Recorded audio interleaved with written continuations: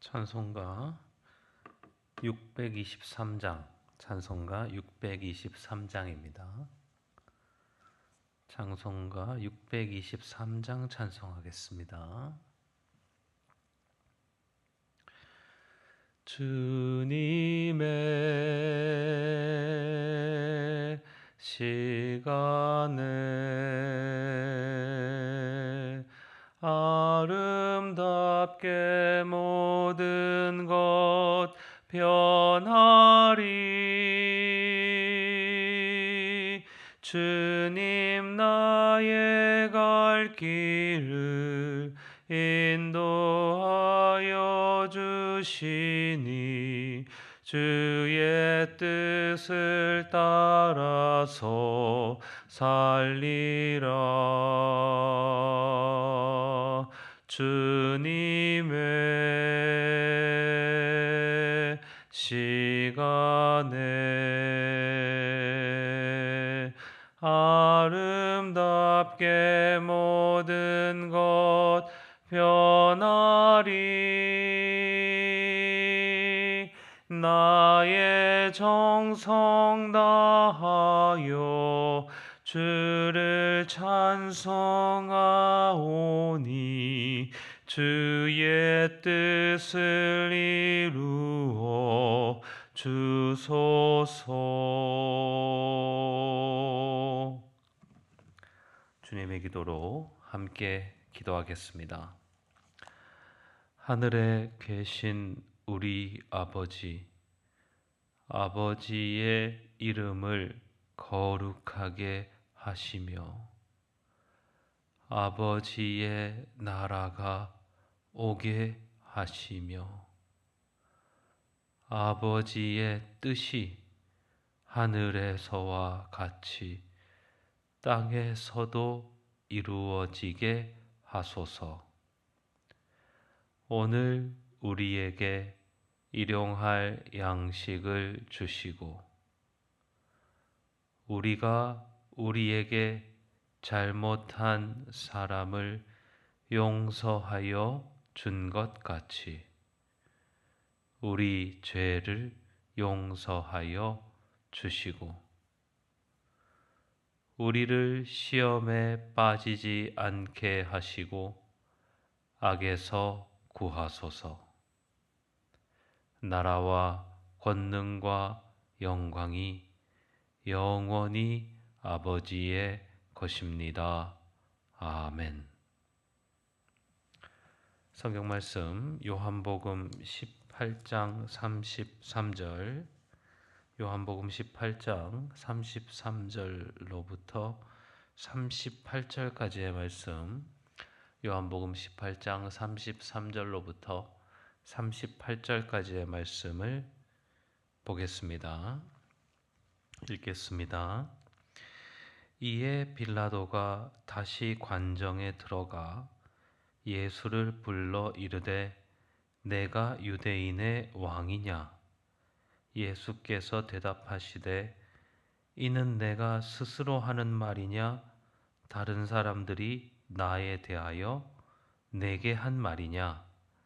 빌라도가 대답하되 내가 유대인이냐? 내 나라 사람들과 대제사장들이 너를 내게 넘겼으니 내가 무엇을 하였느냐? 예수께서 대답하시되 내 나라는 이 세상에 속한 것이 아니니라.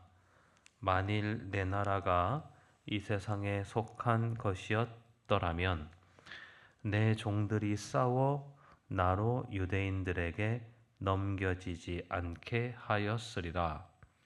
이제 내 나라는 여기에 속한 것이 아니니라. 빌라도가 이르되 그러면 내가 왕이 아니냐? 예수께서 대답하시되 내 말과 같이 내가 왕이니라. 내가 이를 위하여 태어났으며 이를 위하여 세상에 왔나니 무릇 진리에 대하여 증언하려 함이로라. 무릇 진리에 속한 자는 내 음성을 듣느니라 하신대 빌라도가 이르되 진리가 무엇이냐 하더라. 오늘 말씀 법정에 서신 빌라도와 함께 대화하시는 예수님에 대한 말씀, 요한복음에 나와 있는 말씀 가지고 오늘 우리 성도 여러분들과 오늘 말씀 나누겠습니다. 빌라도는 로마의 신하입니다. 그래서 지금 유대 나라의 총독으로 예루살렘과 유대 일부 지역을 지금 관할하여 다스리고 있는 사람입니다. 총독은 왕과 같은 권세를 그 장소에서, 그러니까 자기가 총독으로 있는 지역에서는 왕과 같은 권세를 가지고 있습니다.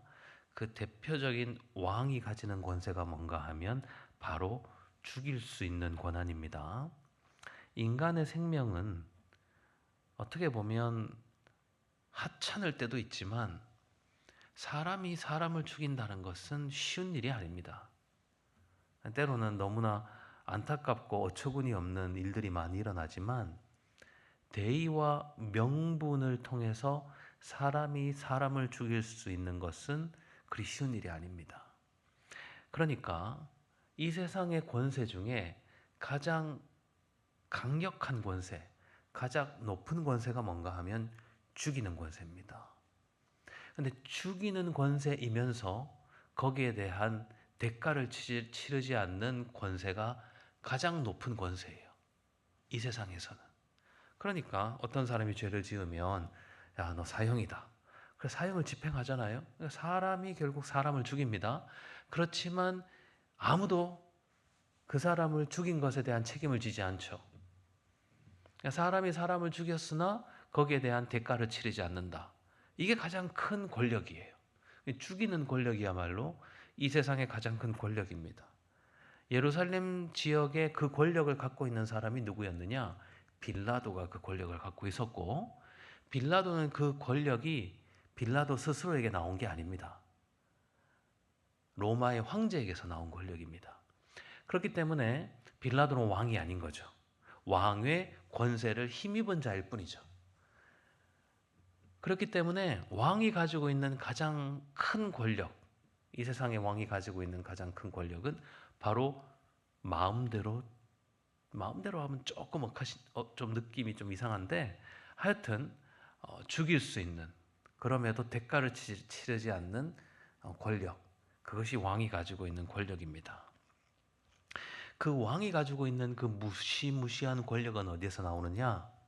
바로 경제, 정치, 종교, 이 세 가지의 모든 권력을 그 왕이 가지고 있을 때 여기에서 죽이는 권세가 나옵니다. 그래서 경제, 정치, 그리고 종교, 이 세 가지의 권력이에요. 로마의 황제는 이 세 가지를 다 가지고 있었습니다. 로마의 황제는 그 당시 로마에서 가장 큰 부자고, 그리고 로마의 원로원을 위시한 이 정치 권력의 가장 정점에 있는 사람이고, 세 번째 로마 종교의 대제사장이었습니다. 그렇기 때문에 거기에서 죽이는 권세가 나오는 거예요. 빌라도는 그 로마 황제 대신에 예루살렘 그리고 유대 지역을 다스리는 사람이죠. 그렇기 때문에 이 세 가지의 권세, 즉 경제와 정치와 종교적 권세를 유지하는 것이 빌라도의 일입니다. 그래서 그 총독으로서 이 세 가지를 유지하는 거죠. 그래서 빌라도 정도 되는 사람들은 이미 말씀드렸지만 상당한 학식과 세계를 이해하는 그런 견문과, 그리고 이 정치, 경제, 사회를, 문화를 바라보는 나름의 시야가 트여 있는 그런 사람입니다.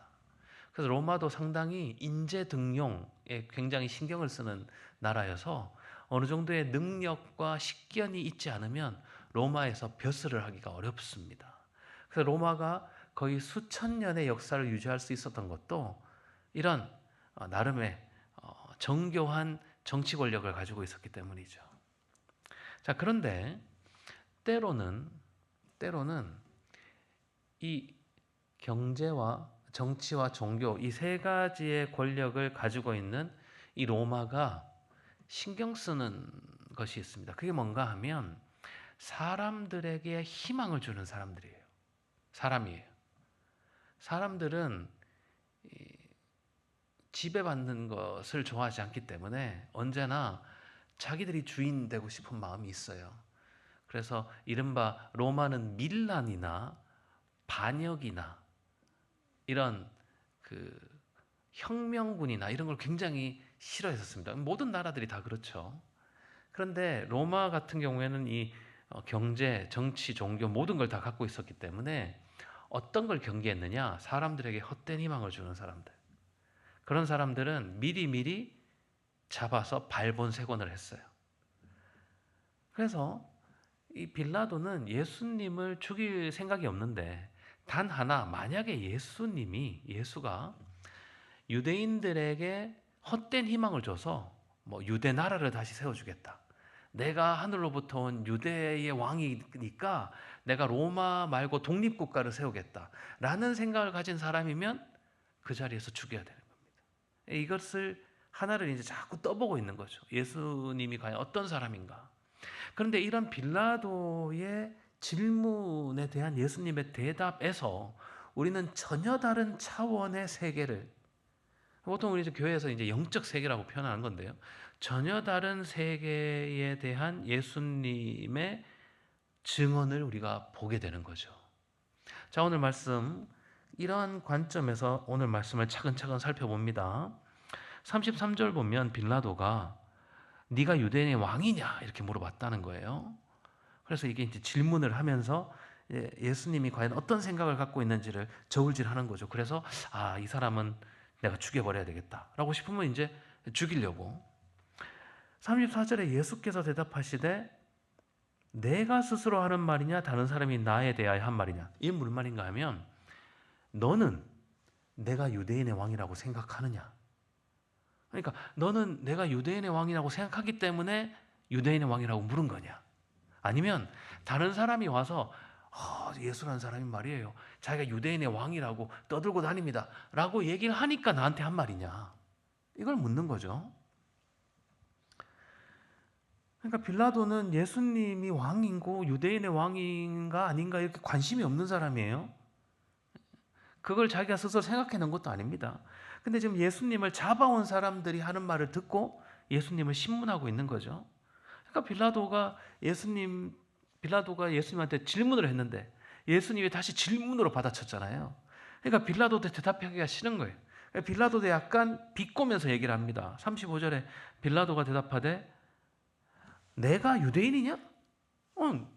빌라도는 로마의 사람이죠. 내가 유대인이냐? 내가 유대인도 아닌데 뭐 유대 왕이냐 뭐냐 이런 거에 내가 관심이 있겠느냐? 내가 그것에 대하여 진정 관심이 있어서 물어봤겠느냐? 이런 말이죠. 내가 유대인이냐? 내 나라 사람과 대제사장들이 너를 내게 넘겼다. 그러니까 그 사람들이 하는 말이다. 그 사람들이 죄목으로 쓴 게 유대인의 왕이라는 얘기다. 그러니까 도대체 네가 뭘 했길래 그런 말이 도는 거냐? 자, 이제 빌라도는 이제 예수님의 본심을 알고자 이제 찌르고 들어가는 겁니다. 만약에 예수님이 내가 유대인의 왕이고 내가 나라를 세울 거고 내가 독립국가를 세울 거고 내가 독립전쟁을 할 거고 뭐 이런 얘기를 조금이라도 그런 뉘앙스만 보여준다면 잘 됐다. 죽여버려야 되겠다. 이렇게 생각할 수 있다는 거죠. 36절에 예수님께서 거기에 대해 뭐라고 대답하셨는가 하면 예수께서 대답하시되 내 나라는 이 세상에 속한 것이 아니니라. 이게 무슨 말인가 하면 이 나라, 그러니까 이건 빌라도에게 하신 말이죠. 네가 섬기는 네 나라, 그 세상의 모든 나라들이 다 그런 구조로 돌아가지만, 그리고 네가 섬기는 나라 로마, 그리고 그 황제가 다스리는 그 나라는 내 나라하고는 전혀 다른 거다. 내 나라는 그런 나라가 아니다. 여기에 속한 게 아니다. 무슨 말인가 하면 하나님의 나라는, 예수님이 다스리는 하나님의 나라는 경제, 돈이나 정치, 인간의 정치력이나 종교, 인간의 종교를 통해서 이루어지는 나라가 아니라는 거예요. 여기서 우리가 더 깊이 깨달아야 되는 건 뭔가 하면 이 세 가지를 통틀어서 가지게 되는 이 세상 권력의 가장 큰 정점이 제가 뭐라 그랬습니까? 사람을 죽이고도 대가를 치르지 않는 권력. 그래서 옛날 시대 왕들 보면요, 그냥 우습게 전쟁을 일으켜요. 자기들은 그 전쟁에 죽지 않거든요. 왕은 전쟁을 한다고 해서 죽지 않습니다. 전쟁에 지면 자기 나라에 뭐 반쯤 떼주거나 엄청난 배상금을 치르거나 그렇게 하는 거예요. 전쟁, 우습게 전쟁하면 그 왕이 다스리는 그 수많은 군사들과 그 수많은 국민들은 엄청난 고통에, 죽음에 처하게 되는 거죠. 그런 나라가 아니라는 거예요. 죽이는 권세를 위해서 만들어지는 나라가 아니라는 겁니다. 내 나라는 이 세상에 속한 것이 아니다. 전혀 다른 나라다. 이것은요, 빌라도도 이해하기 어렵고, 그리고 여기 아마 이 설교를 듣는 여러분도 이해하기 어려운 말이에요. 하나님의 나라는 이 세상의 나라하고는 전혀 다르단 말이에요. 돈과 권력과 종교로 이루어진 나라가 아니란 말입니다. 만약에 내 나라가 이 세상에 속한 것이었더라면 내 종들이 싸워 나로 유대인들에게 넘겨지지 않게 하였으리라. 만약에 이 나라가 내가 다스리는 나라면 절대 나는 어느 것에도 굴복하지 않는다. 이런 말이죠. 그럼 도대체 예수님의 나라는 어떤 나라일까? 하나님의 나라는 어떤 나라일까? 37절에 빌라도가 이르되 그러면 내가 왕이 아니냐? 아니 그러면 네 나라는 있는 거냐? 네 나라가 속한 것이 아니면 나라는 있는 거네. 어떤 나라든지. 그러면 너는 거기에 왕이겠네. 그런 거 아니냐? 이렇게 물어본 거예요. 빌라도도 머리가 나쁜 사람이 아닙니다. 딱딱 듣고 대충 이해해서 딱딱 말이 나오는 거예요. 예수께서 대답하시되 네 말과 같이 내가 왕이다. 내 나라가 있다는 말이에요. 내가 이 나라를 다스리기 위하여 태어났으며 이를 위하여 세상에 왔다. 그러니까 예수님이 그러면 이 나라 이 땅에 왜 오셨나? 이 땅에서 지금 잡혀서 이제 십자가를 지고 죽기까지 고난 받으실 거지만 예수님께서 이 나라에 이 땅에 오신 이유는 예수님의 나라의 왕이 되기 위해서고, 그리고 하나님의 말씀과 인도하심 안에 진정한 하나님의 나라를 세우기 위해서 이 땅에 왔다는 거예요. 그게 뭐냐? 곧 진리에 대하여 증언하여 함이로라. 그러니까 예수님의 나라는 어떤 나라냐? 진리의 나라입니다. 진리의 나라. 그럼 진리가 뭐냐? 예수님이 말하는 진리가 뭐냐? 예수님이 말하는 진리는 생명입니다. 생명. 죽음이 아니라요. 이 세상의 이 나라의 권세는 뭡니까? 죽음이 다스리는 곳이에요. 이 땅은. 그래서 사랑하는 성도 여러분, 우리가 성경을 깊이 읽고 성경이 말하는 세계에 대한 눈을 떠야 돼요. 오해하실 수도 있지만 결국 이 세상에 속한 나라들은 죽음으로 시작해서 죽음으로 끝나는 죽음이 다스리는 나라입니다. 결국 죽음은 다 정해져 있는 거예요. 그러니까 죽음이란 건 정해져 있는데 내가 어떻게 죽을지를 가지고 끊임없이 경쟁하고 내가 어떻게 죽음을 준비할지를 가지고 끝없이 고민하게 만드는 곳이 이 세상입니다. 그러니까 빌라도가 갖고 있는 권력은 죽음이죠. 세상의 왕들은, 세상의 권세자들은 죽음이라는 것을 가지고 사람들을 지배하고 사람들을 위해 군림하고, 그러나 예수님은요 이 죽음으로 다스리는 분이 아니거든요. 예수님은 뭘로 다스립니까? 진리, 곧 생명으로 다스립니다. 생명을 주시고 영생을 주시고 죄인을 부르시고 영생과 부활로 이끄시는 분이에요. 그 나라예요. 그러니까 죽음의 나라 안에 속하지 않는 거죠. 생명의 나라니까. 그 생명을 얻는 것, 생명과 영생과 부활을 얻는 것, 그 길과 말씀과 깨달음의 모든 것이 뭡니까? 진리예요. 진리. 그러니까 진리는 하나님 나라, 예수님의 나라에만 속한 겁니다. 그래서 그 진리에 속한 자는 내 말만 듣는다. 37절 마지막에 내 음성을 듣느냐. 무슨 말입니까? 진리에 속한 자는 예수 그리스도의 말씀을 듣습니다. 그러니까 세상은 죽는 게 두려워서 세상의 왕의 말을 들어요. 복종합니다. 그러나 하나님의 나라의 백성들은 뭐가 두려워서 왕에게 복종하는 게 아니에요. 하나님이 두려워서 하나님께 복종하고 예수님이 두려워서 예수님께 복종하는 게 아닙니다. 바로 예수님이 생명이고 길이고 진리이기 때문에 예수님의 말씀을 듣고 순종하는 거예요. 경청하는 겁니다. 이게 다른 나라예요. 다른 나라. 완전히 다른 세계입니다. 이 영적 세계에 대한 눈을 뜨게 되면요. 죽음이 얽어매고 있는 이 세계를 벗어나 새로운 눈을 뜹니다. 인생과 삶에 대한 새로운 깨달음을 얻게 되는 것이죠. 사랑하는 성도 여러분, 매일 새벽 매일 아침 생명의 말씀에 눈을 뜹시다. 우리가 잠이 들 때는 생명의 말씀 들은 새벽을, 아침을 고대하며 소망하며 편안히 잠이 들고요. 그리고 아침에 눈을 떴을 때는 하나님의 진리의 말씀, 생명의 말씀을 들으며 눈을 뜹시다. 그래야 하나님의 말씀의 은혜 안에서 영생과 복락의 하나님 자녀들 되는 여러분 되시기를 주님의 이름으로 축원합니다. 이 시간 우리 함께 말씀을 통해 드리는 말씀에 깨달아진 바를 위해 그 속에서 기도하겠습니다. 또한 우리 교회 기도가 필요한 성도들을 위해 그 가족들을 위해 기도하겠습니다. 또한 우리 성도님들의 기도의 제목들로 함께 기도하겠습니다.